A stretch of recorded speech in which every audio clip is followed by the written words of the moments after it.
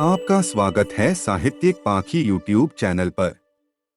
लीजिए सुनिए श्री सादत हसन मंटो द्वारा रचित कहानी काली कली।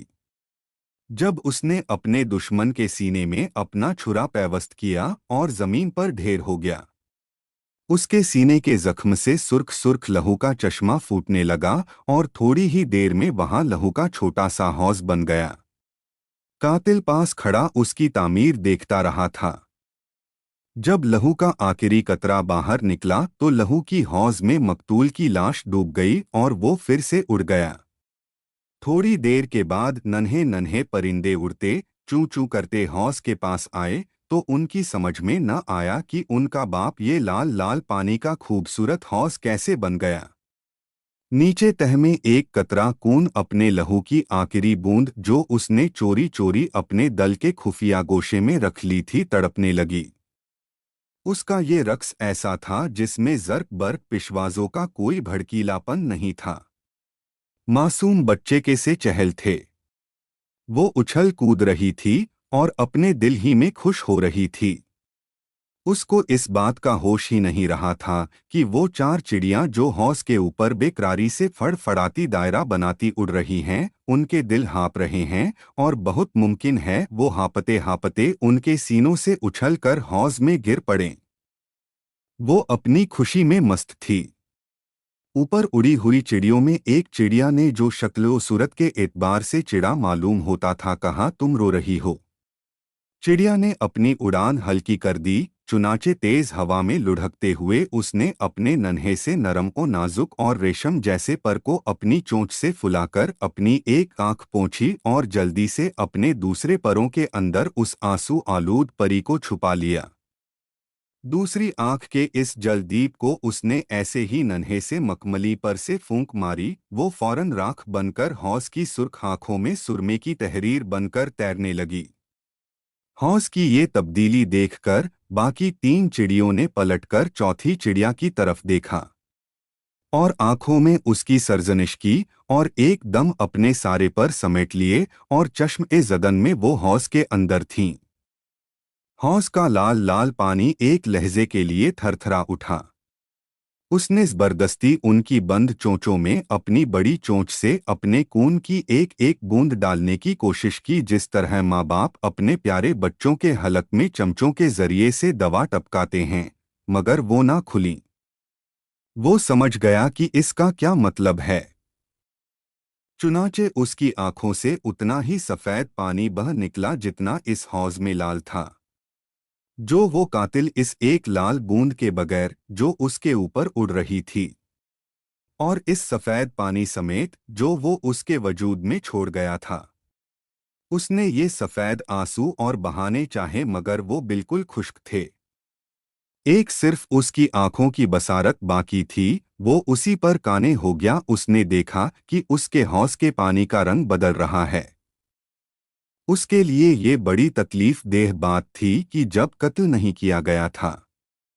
कत्ल के बाद तो उसने सुना था कि सफेद से सफेद खून भी जीता जागता सुर्ख हो जाता है।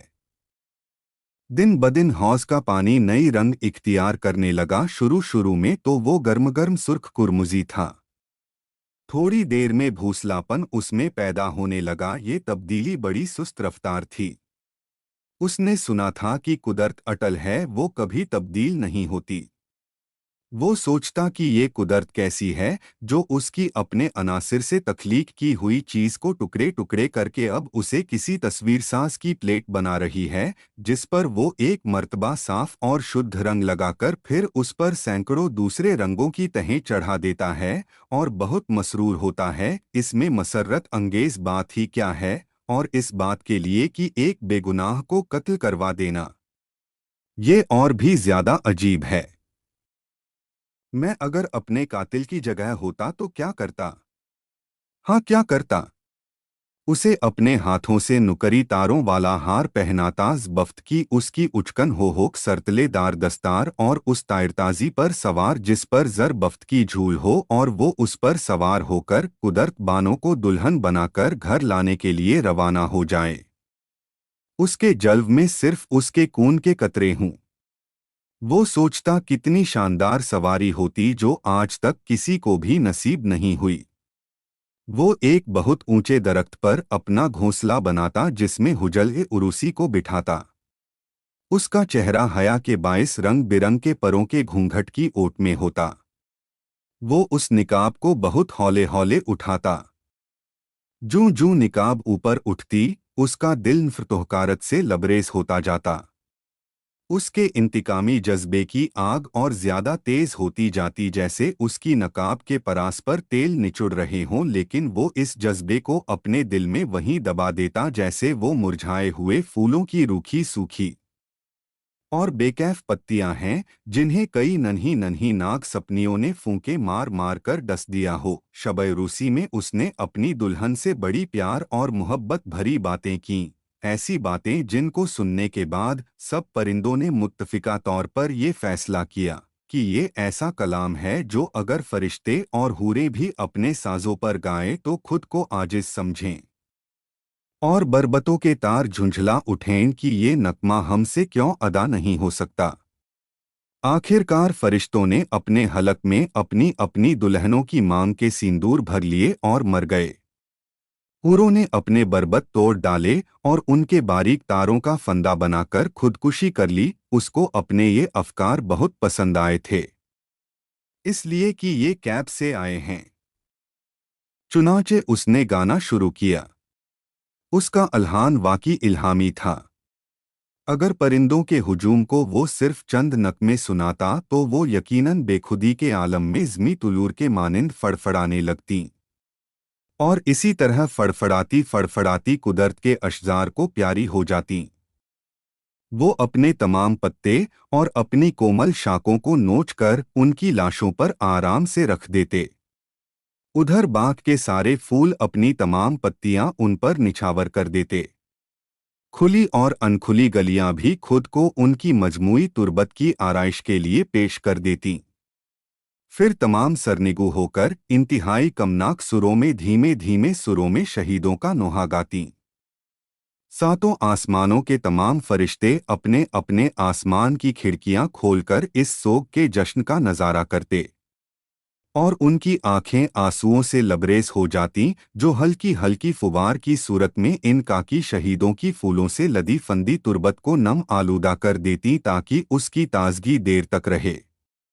सुना है कि ये तुरबत देर तक कायम रही। फूल जब बिल्कुल बासी हो जाते, पत्ते खुश्क हो जाते तो उनकी जगह अपने बदन से नोच नोच कर आहिस्ता आहिस्ता इस तुरबत पर रख दिए जाते। उधर दूसरे बाग में जो अपनी खूबसूरती के बाइस तमाम दुनिया में बहुत मशहूर था, एक ताहिर जिसका नाम बुलबुल यानी हजार दास्तान है, अपने हुस्न और अपनी खुशहाली पर नाजा बल्कि यूं कहिए कि मकरूर था। बाट की हर कली उस पर सौ जान से फिदा थी मगर वो उनको मुंह नहीं लगाता।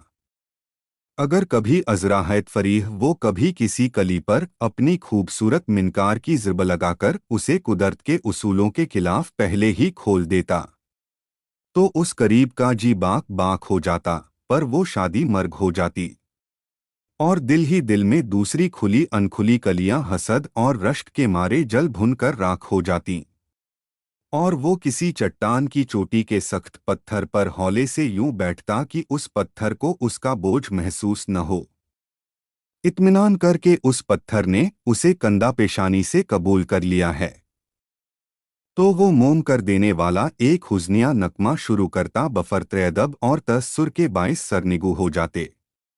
कलियां सोचतीं कि ये क्या वजह है कि वो हमें अपने इल्तिफात से महरूम रखता है। हम में से अक्सर जल जल के भस्म हो गई पर उसको हमारी कुछ परवाह नहीं।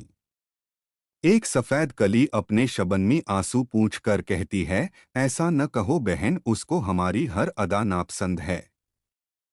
काली कली कहती, तू सफ़ेद झूठ बोलती है, मेरी तरफ कभी आंख उठाकर देख, दोनों दीदे फोड़ डालूं। कासनी कली को दुख होता, ऐसा करोगी तो तुम कहाँ रहोगी।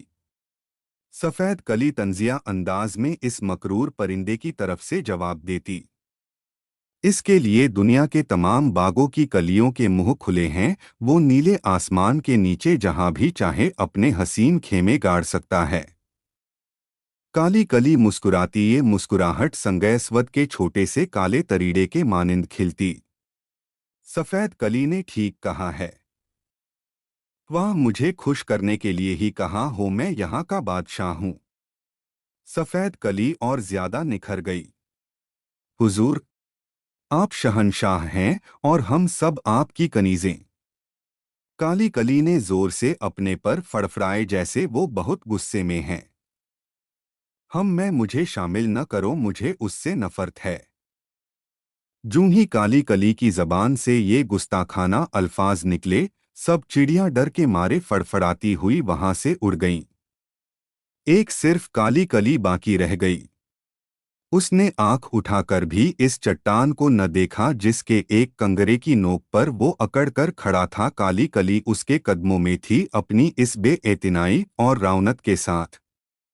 हसीनोजमी बुलबुल को इस बेएतिनाई और रौनक से पहली मर्तबा दो चार होना पड़ा था। उसके वकार को सख्त सदमा पहुंचा। चट्टान से नीचे उतरकर वो हौले हौले जैसे टहल रहा है। काली कली के करीब से गुजरा, गोया वो उसको मौका दे रहा है कि तुमने जो गलती की है दुरुस्त कर लो, पर उसने इस फयाजाना तोहफे को ठुकरा दिया। इस पर बुलबुल और झुंझलाया और मुड़कर काली कली से मुकातब हुआ। ऐसा मालूम होता है तुमने मुझे पहचाना नहीं।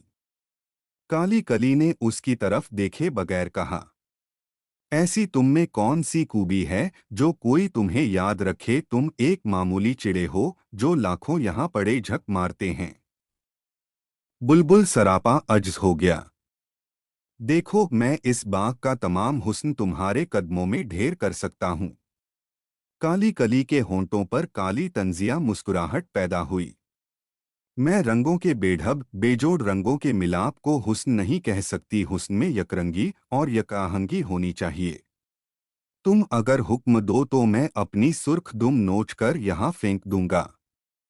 तुम्हारी सुर्ख दुम के पर सुरखाब के पर तो नहीं हो जाएंगे। रहने दो, अपनी दुम में मेरी दुम देखते रहा करो, जो संगैस्वद की तरह काली है और आबनूस की तरह काली और चमकीली। ये सुनकर वो और ज्यादा झुंझला गया और सोचे समझे बगैर काली कली से बकल गीर हो गया। फिर फौरन ही पीछे हटकर माजरत तलब करने लगा। मुझे माफ कर देना, बात की मकरूर तरीन हसीना। काली कली चंद लम्हात बिल्कुल खामोश रही। फिर उसके बाद ऐसा मालूम हुआ कि रात के घुप्प अंधेरे में अचानक दो दिए जल पड़े हैं। मैं तुम्हारी कनीज हूँ प्यारे बुलबुल। बुलबुल ने चोंच का एक जबरदस्त ठूंगा मारा और बड़ी नफरत आमेज ना उम्मीदी से कहा, जा दूर हो जा मेरी नजरों से और अपने रंग की स्याही में सारी उम्र अपने दिल की स्याही घोलती रह।